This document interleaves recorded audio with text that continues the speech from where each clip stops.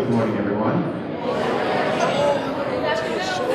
I was told that you, as students, were reading a book by Frederick Douglas. It was the narrative of the life of a slave written by himself. Is that true? So, on October 16, 1859, a small band of men attacked Harper's Ferry, Virginia. Do you all remember reading about that? This small band of men staged an attack in order to give the armaments to the slaves so that they could rebel against slavery. John Brown was the man who led that insurrection. John Brown, with his all white hair and his white beard, looking like the force of God himself, came to me and said, "I want you to lead this insurrection against slavery." And I said, "John Brown, this is not a very good plan because the entire United States Army is on the other side of your plan." I said, "You are walking into a powder keg and it's going to blow up all around you." My words came true. John Brown and his band of men were caught, and John Brown was hung until dead.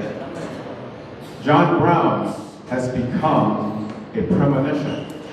You all know what I mean by the word premonition? Have you ever heard of the term déjà vu? That's what a premonition is. It's something that you see into the future. John Brown has become the premonition that thousands of men will lay down their lives to defeat the slavery system in America. I too, Frederick Douglass, I am a premonition. What do you think it is that the slave master hates more than anything else in the world? Say that again? Did you say bad money?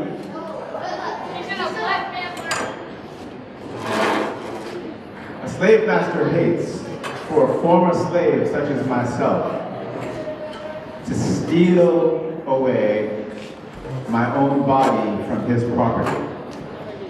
Isn't it interesting that I, a human being, am not the owner of my own body? That somebody else owns me, like they would own a chair, or a table, or a wagon, or an animal?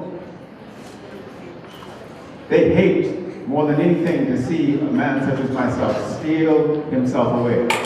There's an old spiritual called "Steal away, steal away, steal away to Jesus. I don't got long to stay here."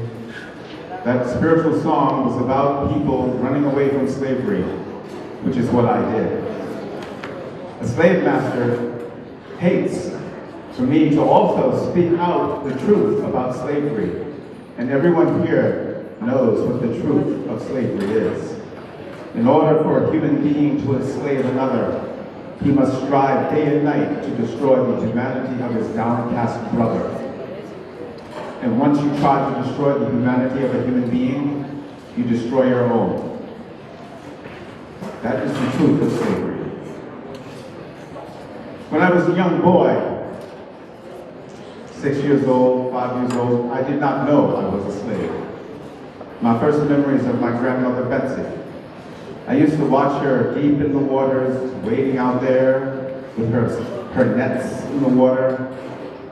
They called it seine hauling.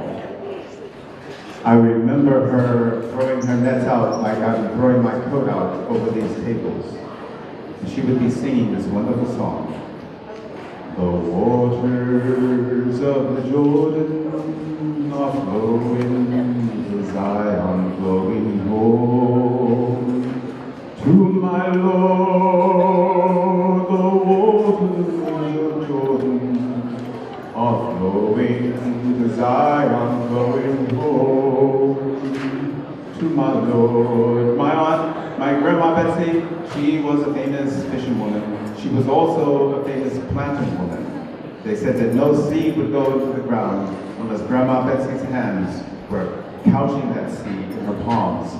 All of the farmers for miles around would hire Grandma Betsy in order to pray over their seeds, because anything she touched would turn to magic.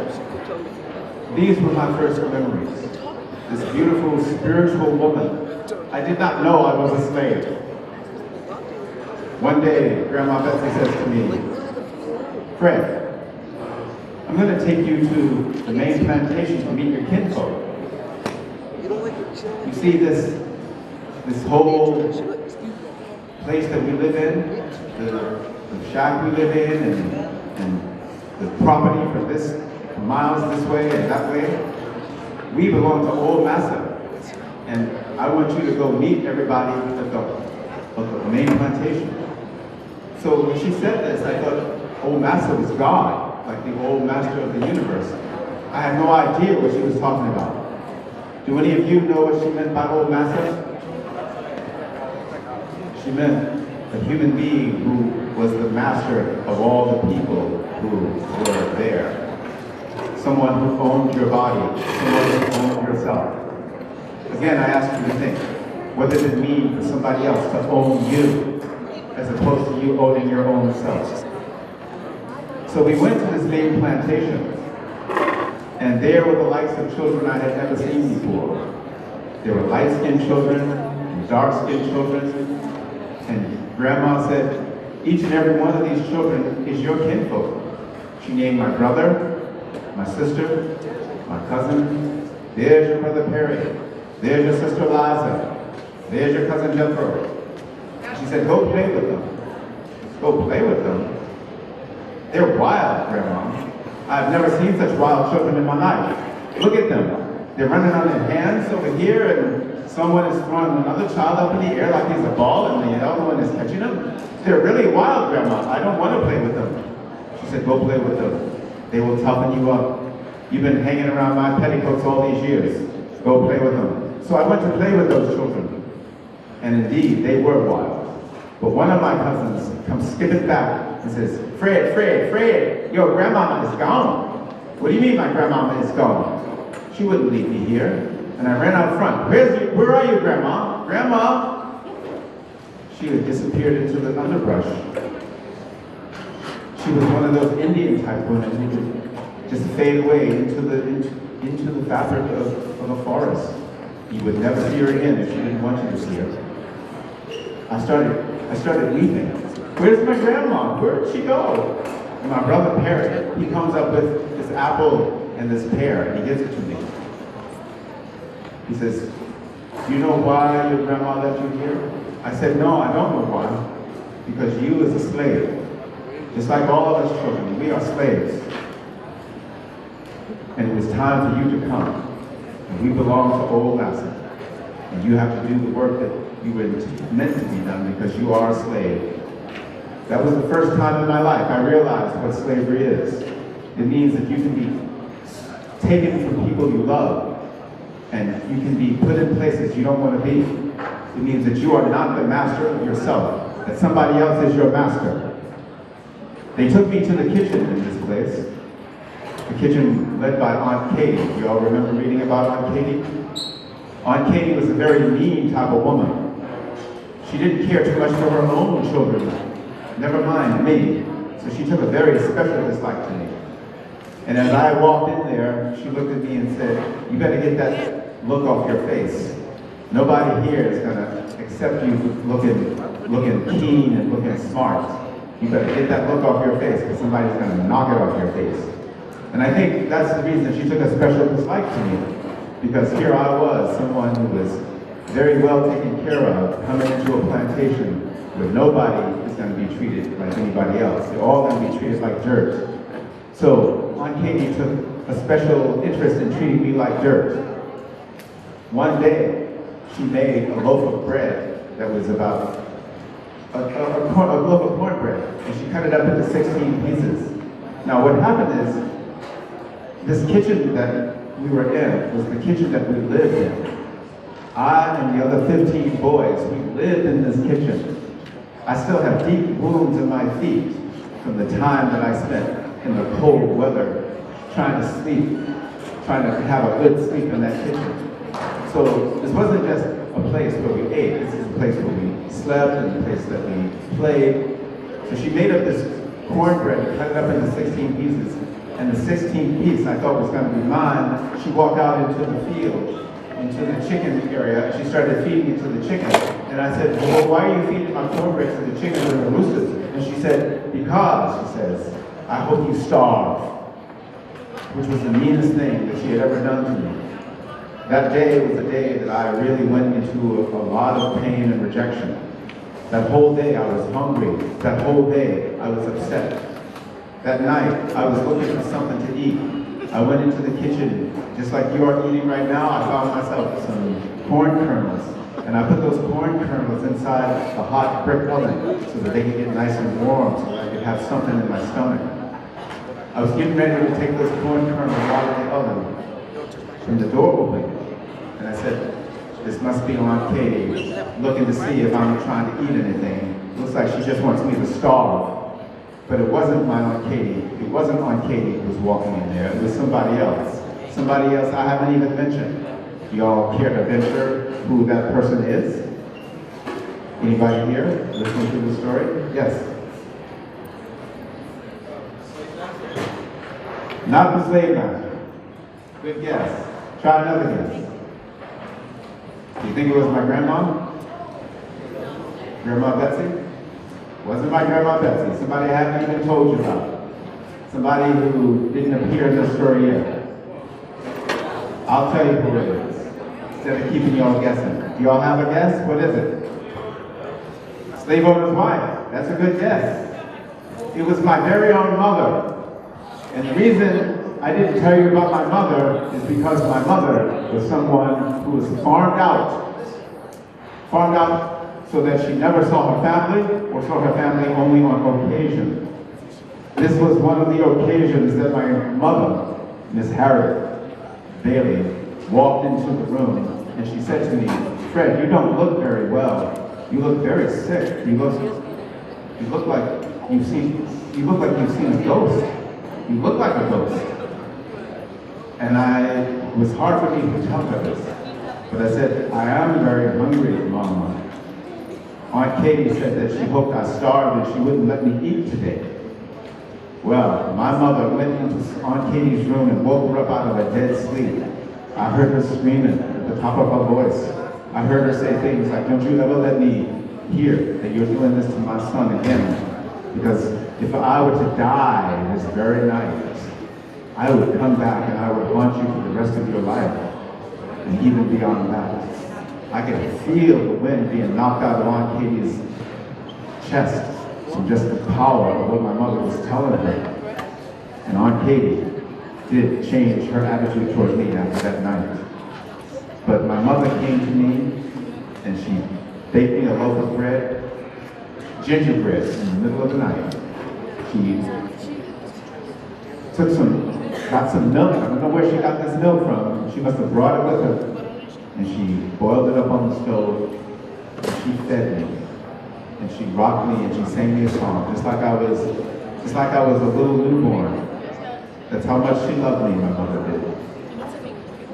When I woke up, she was gone because she had to get back to the plantation and she was farmed out on. She and her 5 sisters were farmed out. They all lived in separate places. This is how the masters and the slave masters and the slave owners keep people separated from each other, how they destroy the fabric of a beautiful family. I'll always remember what my mother did to me that night, saving me from the jaws of the lion. But if Aunt Katie took a special dislike to me, Miss Lucretia, the slave master's daughter, she took a special liking to me. And Miss Lucretia was the one who saved me many times from a lot of different perils in my life, especially the peril of being a slave for the rest of my life. Miss Lucretia put her hands on a wound that had been inflicted by one of the other slaves, and it felt so beautiful to have somebody care for me. And Miss Lucretia sent me to Baltimore so that I could not have to be a slave hand a field hand on a slave farm. She sent me to Baltimore to be with her brother-in-law, he and his wife. When I arrived in Baltimore, I put my head down so that so that I wouldn't seem like I was being obstreperous to the people who came to the door. I put my head down. But the lady who came to that door lifted my face up, looked into my eyes and said, "You've got beautiful eyes, child. Don't you ever look down ever again." And I thought I was looking into the eyes of an angel. This woman named Miss Sophia, she was a beautiful woman. She was a Christian woman, and she was an angel. And she would sit me down and she would show me the ways of the Bible. She would read from the Bible. She and her son, Tommy, sitting on her left knee, and me standing up over watching. And I got the gumption of one day saying, "Oh, Miss Sofa, how do you do that? How can you take the words off that page and put them in your mouth?" She said, "Boy, you don't know how to read?" I said, "No, ma'am, I don't know how to read." She said, "Son, I'm going to teach you the rudiments of reading." And so Miss Sofa did teach me the rudiments, and she was really proud of me. I got to reading things in the Bible that I had heard about, but I didn't know I could read myself. The Lord is my shepherd. She was so proud of me. She said, I want my husband to see what you can do. And so she called her husband in and said, "Hugh, look what Fred can do. The Lord is my shepherd." And I looked at Hugh's face, and I couldn't speak another word, because he had a scowl on his face, and he was coming at me like a train that had fallen off the tracks. He took the book out of my hands, the Bible itself, and slammed it down on the table and said if he ever caught me reading again, he was going to beat me into 1 inch of my life. And he said, "Get out of here, and don't ever let me see you reading again." And I heard him issue a report to his wife at that moment. And I was listening on the other side of the door. "Don't you ever teach this slave how to read. If you teach him how to read, he's going to forever be unfit to be a slave. And if he learns how to read, he's going to want to learn how to write. And then his mind is going to run away with itself. And then he will be no good for nobody. Besides, if you teach him how to read and they find out, I could be arrested, charged a fine of $200 or more, put in jail for 6 months or more. Do you want that to happen to your fine, peaceful little household?" And the words kept going over and over and over in my mind. If you teach a slave how to read, it's going to forever unfit him to be a slave. And I knew that sentence, that understanding was something that I would never let go of, because I knew I was going to be unfit to be a slave. So Miss Sophia, my angel, became my arch enemy, trying to undo the beautiful Christian world that she had come from. She was now being convinced by her husband that she should no longer treat me like a human being, because I was a slave. Because the slave laws demanded that these people not be treated like they're human beings. So Miss Sofa herself would run into a room and start screaming at me if she knew or thought that I was reading. "What are you doing, child?" "Nothing, ma'am. I'm just playing blackjack." "Well," she said, "don't ever let me catch you reading in this house again." I said, "I won't, ma'am." But that didn't stop me from reading. Didn't stop me from learning to read. Once you get the taste of something, have you ever had a thought in your mind that you never could put into words? Has that ever happened to any of you? Has it ever occurred to you that the words in our world are the entryway to a place of enlightened understanding? There were thoughts in my mind that I could not put into words until I learned what those words were. That's what reading is. It's a glorious exploration into what your humanity really is about. The freedom of your inner being is what freedom is about. And so, I went out into the street and I played games with the boys in the street. I said, "Do you know how to spell this word? Do you know how to spell complicated? Do you know how to spell demonstration? Do you know how to spell abolition?" And all these words were words that I had heard but I had never seen spelled, and I was starting to understand them. And I found dictionaries, old dictionaries that had been thrown out. And guess what I did with those dictionaries? I read them from cover to cover, and I memorized every word in those dictionaries. So I learned how to read despite the fact that the slave masters were trying to undo me, trying to keep me from being, they were trying to make me fit to be a slave. But my fate would change, and I was sent back to the old plantation that I had come from. Miss Lucretia had passed away, and my sorrow was overwhelming. My master had married someone, and she was a mean woman, just like Aunt Katie. And the master said to me, "You've been in Baltimore too long. You've been smelling the air of some kind of freedom talk. I can tell by the way you walk. You've got to learn how to be a slave around here. You can't go around thinking you're special." That's exactly what Aunt Katie said to me. And so he said, "I'm going to send you to a place where they're going to teach you how to be fit to be a slave." I said, "What place is that?" He says, "I'm sending you to Covey's farm." And Mr. Covey's farm was a farm where they broke people down. They called it breaking the slave in, breaking them down. Slave breaker, that's what he was. Mr. Covey beat me almost every day for 6 months. For 6 months, I felt like I was being tortured.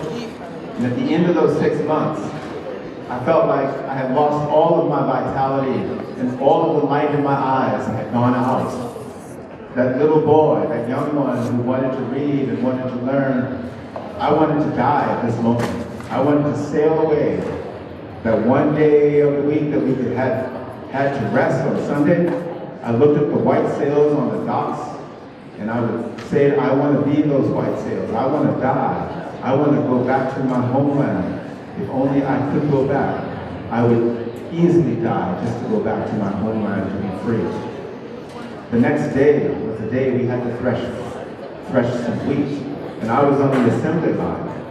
And I was threshing wheat all week long, and like by Friday, the sun was so hot in the sky that I became weakened, and my stomach turned inside out, and I think I got the heat stroke so bad that I had to stop my work and go into the shade, and I had to lie down. And as I lie down, Mr. Covey said, "Why is the work stopping?" And somebody said, "Fred is sick. Can't you see? He's lying down." He came over to me and said, instead of saying, "Can I get you something? Can I get you some medicine?" he started kicking at me. He started kicking me in the side. Get up, he said. And I couldn't get up. When you're that delirious and that sick, how can you get up? Then he kicked me in the head and walked away, spitting his tobacco out of his mouth. It was a lucky wound, I would say. A wound that opened up my head with all the blood coming out. It was a lucky thing that my hair was thick because I would have bled to death. But it was also a lucky thing that the blood was coming out because it cooled my head down. And now I can understand what was happening to me. Mr. Covey was a man who didn't care if he killed me, whether I sat there and bled to death or not. Mr. Covey was a wanton criminal. And so I realized that he was going to kill me that day if I did not move myself out of there. And I got up and I ran into the woods, and I kept running. He knew that I couldn't get very far, and I think he thought that I was going to die out there. But all night long I walked until I got to the plantation of my real master, the one who truly owned me.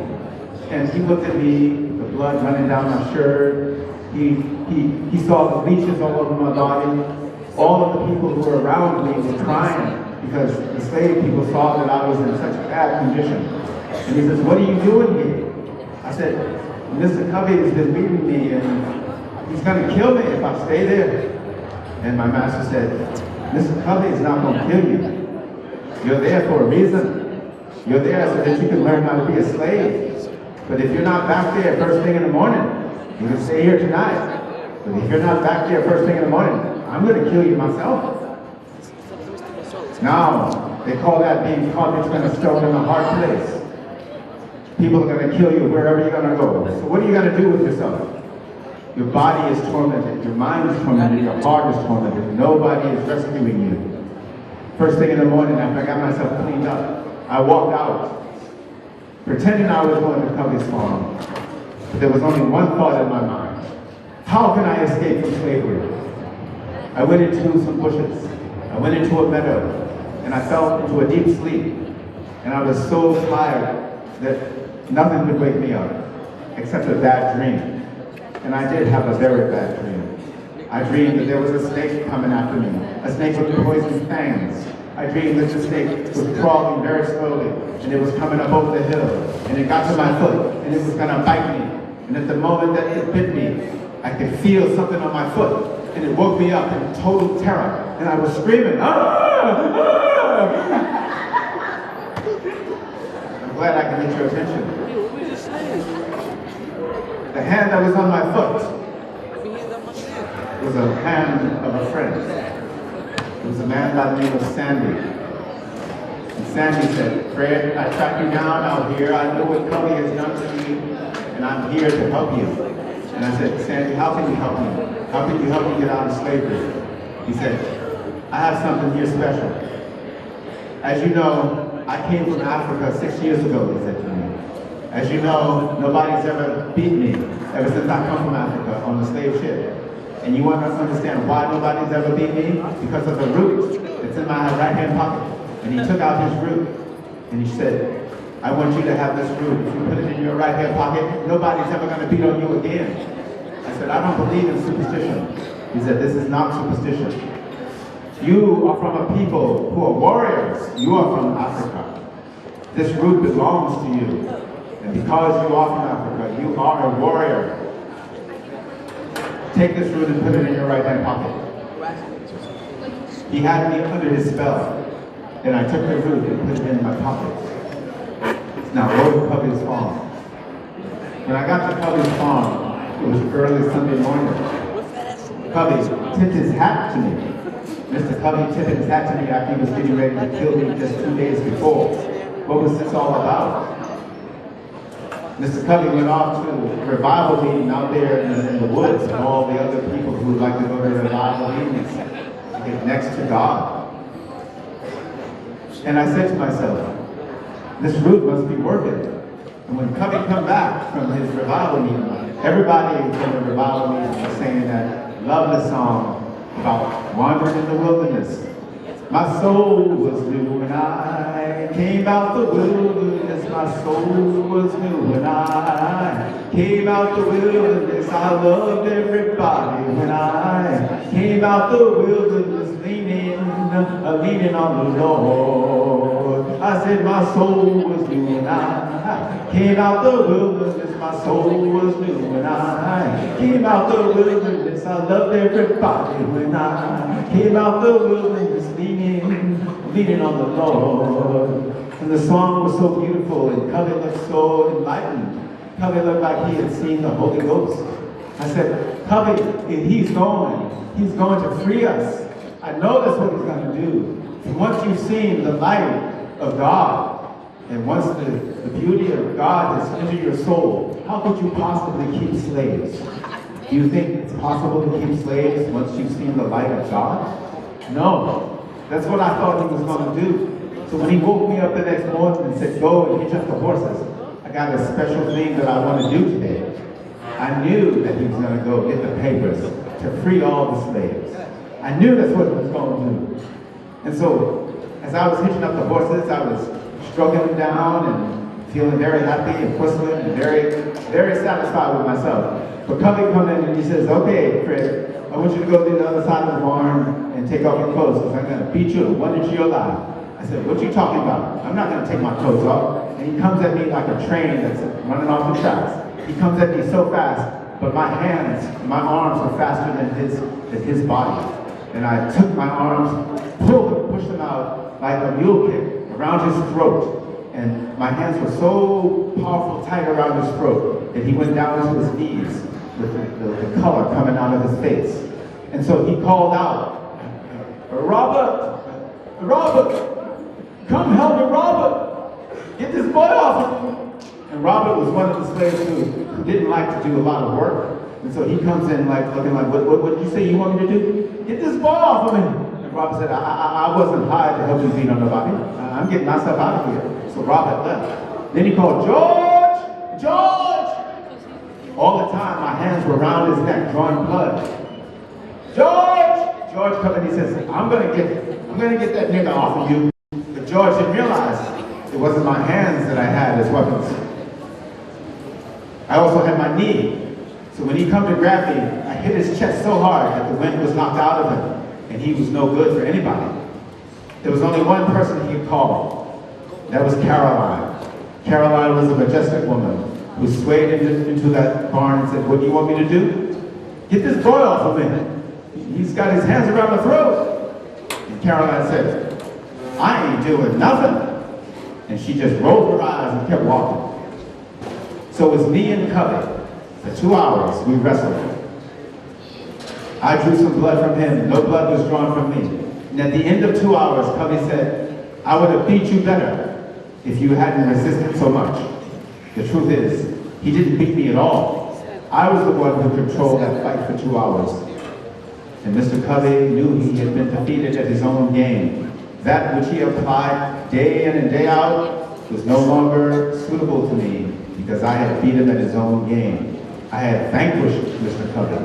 And Mr. Covey was silent before my own heroism. And I was proud that I was able to do what I did that day to such a degree that I could feel that vitality of my own being coming back to me. Mr. Covey had proven to me that I would never, ever let anybody beat me again. Just like what Sandy said, you put this root in your pocket and nobody will ever beat you again. See the magic? And so Mr. Covey never reported the situation because Mr. Covey knew that his business would have been totally transformed into nothing if people knew that a 16-year-old had beat him at his own game. But my fate would change. And this is the final thing that I need to say to you. When you're in slavery, you will do everything in your life to remove yourself from it. Everything. Don't let anyone convince you that you are lower than they are. And so when I went back to my Baltimore homestead, I was working day and night, and I was giving my money to the master. And the master said, "Where's your money? I'm giving you money." And I said, "Okay, here it is. Where's the rest of it?" He was taking all of my money because he owned me. And so I went down to the docks, and the Irishmen, the people who worked on the docks said, you best get yourself to the Underground Railroad. And I said, "Yes, that's what I need to do." And I got on the Underground Railroad, and I escaped from slavery. I was almost caught, but I got to Boston in 1838, and I settled into Bedford, and I got married and had children. And in 1841, I went to this beautiful abolitionist meeting in Nantucket. I was on the island of Nantucket, and people were telling stories about slavery. And Mr. William Lloyd Garrison said to me, you look like you can tell a good story about being a slave. Were you a slave?" "Yes, sir," I said. "I've been a slave for about 21 years, and I escaped." He said, "Come up and tell your story." So I started telling my story about how I, Frederick Douglas, was tortured as a young boy. And I told him that the worst thing, and I told that audience of 300 people, that the worst thing that I had ever seen in my entire life was when they put my grandma Betsy out in a shack by herself. You see, my grandma Betsy was the woman who actually healed hundreds of people. The one with the magic hands, she had maybe 10 children, and her 10 children maybe had 10 children each. So her whole legacy, her whole being was invested in that plantation.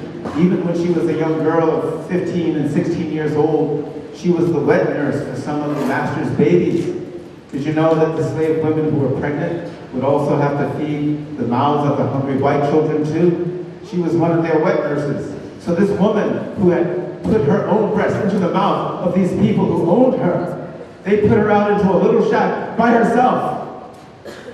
When she was blind and disabled, with nobody to take care of her. I call this a shame before God. She was being treated like refuse.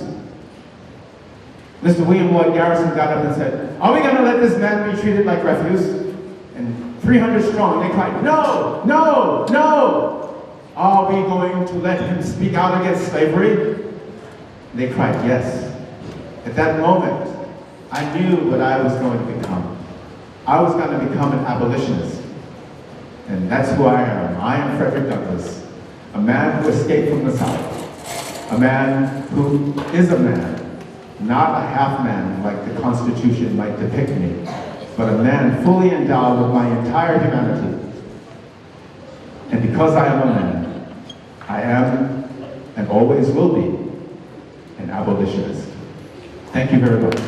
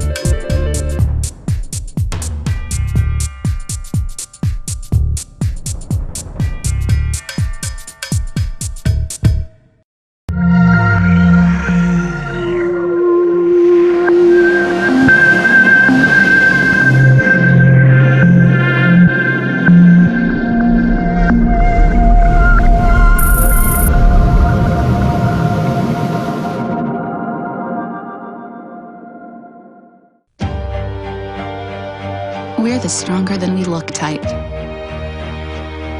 The braver than you think type. The type that's sure the time will come when we put type 1 behind us. We're the progress is inevitable type. The rise to every challenge type. The type that knows bit by bit the future is certain to get better. We're the plan for a cure type. The improve life along the way type. The type that will stop at nothing.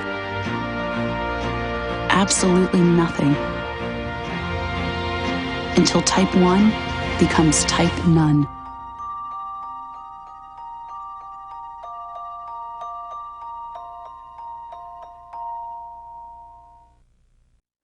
Ask yourself what you will miss more, your children or cigarettes.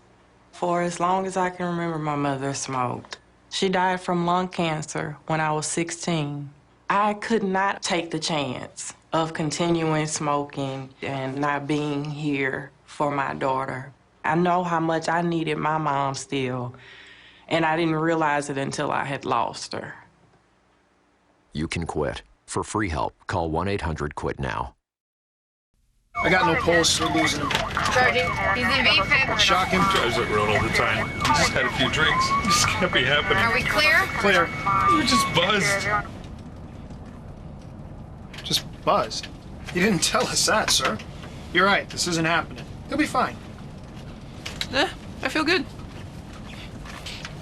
Really? No, not really. Buzz driving. Clear. Maybe we should stop acting like it's no big deal. Shock him. Oh, those boys are much too much. Those boys are much too much. We got the spirit. We're hot. We can't be stopped. We got the spirit. We're hot. We can't be stopped. We're gonna beat them and bust them. Beat them. The smallest moments can have the biggest impact on a child's life. Let's get a little bit rowdy. R-O-W-D-Y. Take time to be a One dad more today. time. Oh, those boys are much too much. Those boys.